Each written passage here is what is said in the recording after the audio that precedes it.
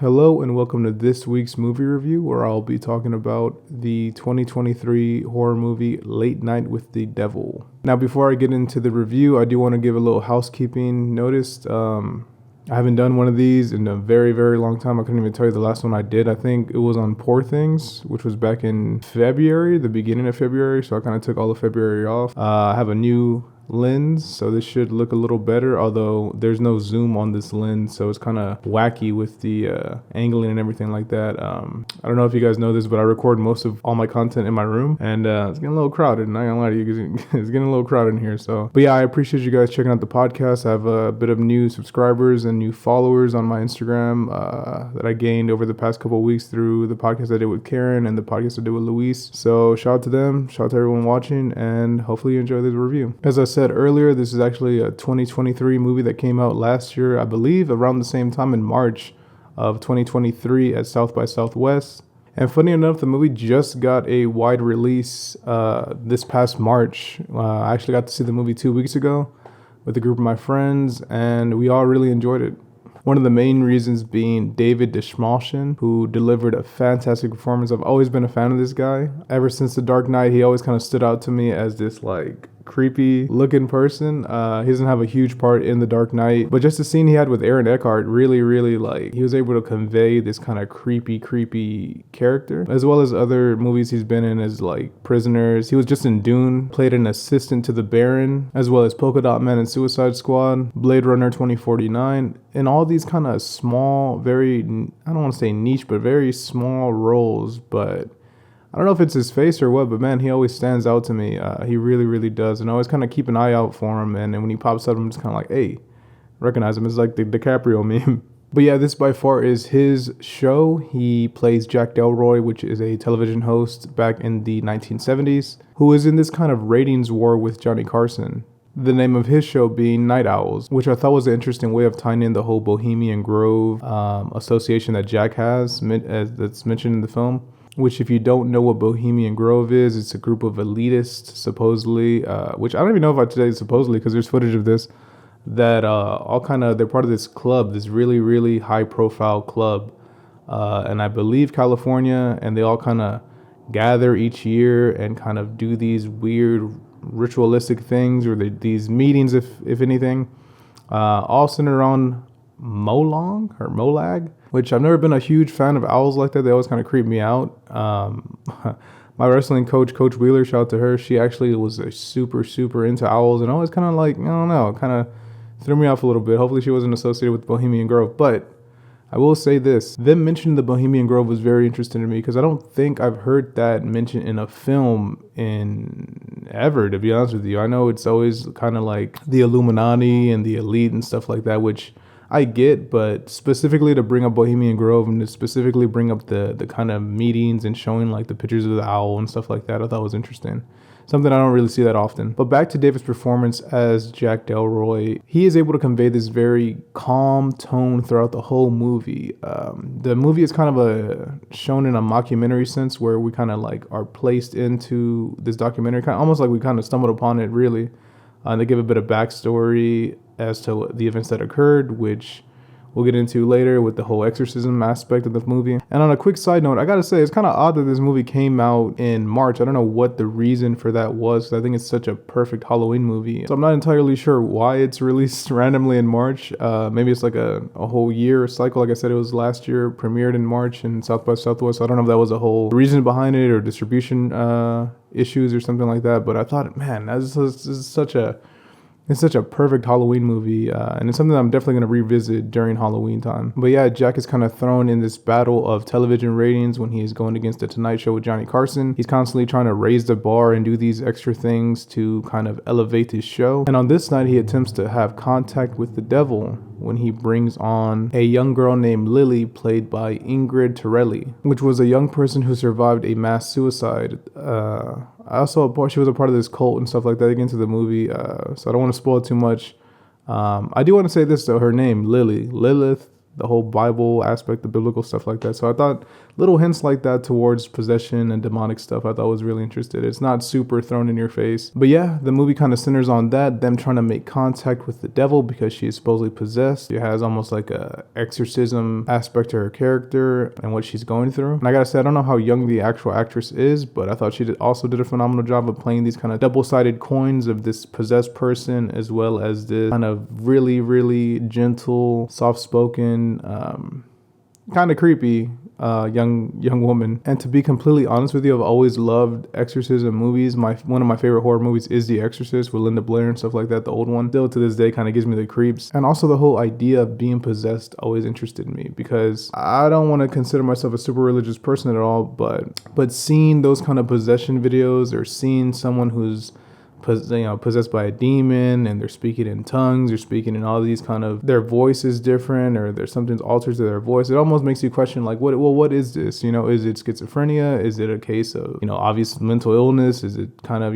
what exactly is going on there? I don't know. The realist in me always wants to draw it just to and chalk it up to just schizophrenia or just mental illness, but goddamn, it makes you question what exactly is going on in that person's mind. But yeah, I really enjoyed this movie immensely. I really thought it was a breath of fresh air, especially when you got movies like Exorcism Believer, or the last Exorcism movie that came out last October, which I thought was just terrible and kind of a cash grab, which was totally directed by the guy who made Pineapple Express, who also did the Halloween movies, which I didn't really like at all, except for the first one, the kind of reboot of the Halloween movies, which still boggles my mind. I didn't know he was into horror like that, but nevertheless, this one is something I think people should check out, especially if you're into old movies. It kind of gave me in terms of the way it's shot, because it is shot like an old school movie. The frame is actually smaller than a full screen, and we kind of get these behind the scenes shots that are full screen but in black and white, kind of almost saying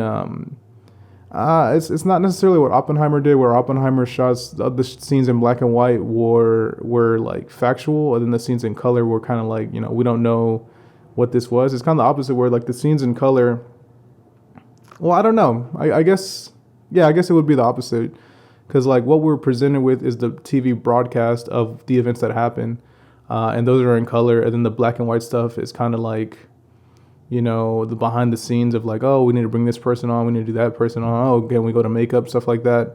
Those are all in black and white, and those are full screen shots of kind of what we believe is happening. You know what I mean? I heard someone say that it was a found footage movie, and I get that part towards the broadcast that we see, but I don't necessarily believe that it was a found footage movie in terms of the black and white stuff. I don't think that to me doesn't make any sense at all. I don't think that was the case. Then again, hey, if I'm wrong, I'm wrong. But to me, that wouldn't make any sense, because there's certain angles that are just don't. It's who's filming this? You know what I mean? So I don't think that was the case. So I'm gonna go ahead and give the movie a pass on that. The look of the movie kind of reminded me of the first Terrifier, which was a modern movie, just kind of that old school horror look that it has, especially with practical effects and stuff like that. I just kind of thought I kind of paired those two together, which I love Terrifier. I believe Terrifier 3 is coming out this December. It's totally a Christmas movie, which I did not expect. But yeah, this movie has a specific look about it and an aesthetic about it that I think is really, really nice. It's really wholesome. I will say some of the effects left me a little bit to be desired, but in all honesty, I think it fits the movie. I think if they came in with this kind of big budget CGI and stuff like that, it would kind of, I don't know how well that would look on the old school 1970s broadcast. You know what I mean? I don't know how exactly that would look. I thought the effects fit the movie. It's just sometimes it took me out of it with the they have some electricity effects and stuff like that, which I thought were a little like I said, just kind of took me out. But other than that, I really don't have any major complaints. The movie's pretty short. It's not that long. I believe it's under 2 hours, which isn't always well for horror movies. I think anything longer than that, you're kind of pushing it a bit. But I thought they didn't overstay their welcome, and the movie almost made me want a sequel of sorts and kind of the aftermath. We just kind of see the events that occurred, but I would want to see the aftermath. And Jesus, it kind of made me want to stay in that world and really check out what the hell did people think of this? What was going on? The aftermath of it, because no spoilers or anything like that. Certain characters are still present by the end of it. So I'm really curious what happens after that. I don't know. I doubt there'll be a sequel to it, to be honest with you. But Jesus, it made me really want to like know what happened to this character of Jack, because Jack is such an interesting character and he is kind of at the forefront of every scene. He's even in the background, which I thought was fantastic. They actually really captured the whole late night vibe perfectly when you have like a guest come on and they're doing their own stuff or they're talking to the crowd and stuff like that, and you kind of see other actors behind there. I thought that it looked fantastic. It looked just like TV. So I obviously wasn't born in the 70s. I was born in 1997, so I'm not sure how accurate that was, but from what I'm seeing, I thought it looked pretty on point in terms of the aesthetics of the 70s. But yeah, to kind of wrap things up, I really enjoyed David's portrayal of Jack Delroy. I mean, such an interesting character, such a character that like you want to know more about, but you know that he doesn't want you to know more about him. You know what I mean? They even kind of allude to like him being kind of a recluse and kind of like, aside from the TV show, he's kind of like doing his own thing privately. He isn't really, out and about like that, which I thought was interesting. Very, very interesting movie. I believe this should be streaming on Shudder in a couple of weeks or maybe a month from now. I'm not really sure when, so you should be able to check it out if you have the Shudder app, as well as I believe it's still in theaters for the next couple of weeks, or if anything the remainder of the month, to be honest with you. So if you have a chance to check it out, I highly recommend it. It's a very fun movie. I've been thinking about doing these reviews as just spoiler discussions. I'm not sure if you guys would want that.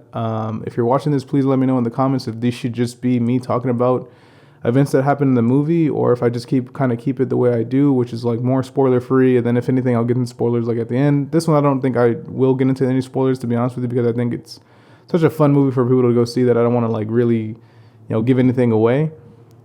But if you guys are interested in that and me just totally like spoiling the movie or giving my initial thoughts and then maybe spoiling the movie, let me know in the comments below. I'm actually not a huge horror guy, to be honest with you. I've said that before in other reviews, so seeing things like this kind of gets me more interested in it. Shout out to my friend Mo. He has actually recommended me a couple of horror movies that came out recently. I think they're streaming recently, so I should be able to check those out. Like I said, in terms of reviews, I do want to get back to the schedule of like a movie review, an album review, and then the podcast coming out. So I think initially I was going to do 2 reviews, and I do want to talk about Dune, man, because I really love Dune too. I really, really like that movie a lot, to be honest with you. And I'm also going to do like a Star Wars versus Dune kind of thing, but I don't know. I don't even know if I should do that, to be honest with you. But yeah, I'll see what's up. If you're into pro wrestling, you know that this week is WrestleMania 40. So I had my cousin Miguel on, and I had my brother Nick on, and yeah, we kind of gave our predictions on the card, talked about a little bit of pro wrestling, and had a good little chat about that. If you're interested in that, that'll be dropping Friday, and I'll kind of separate them, just kind of like split the content a bit there, because we did talk about other stuff before we got into the whole WrestleMania predictions and stuff like that. So I was kind of do those videos separately. And yeah, that'll do it. Thank you so much once again, and I will see you guys next time.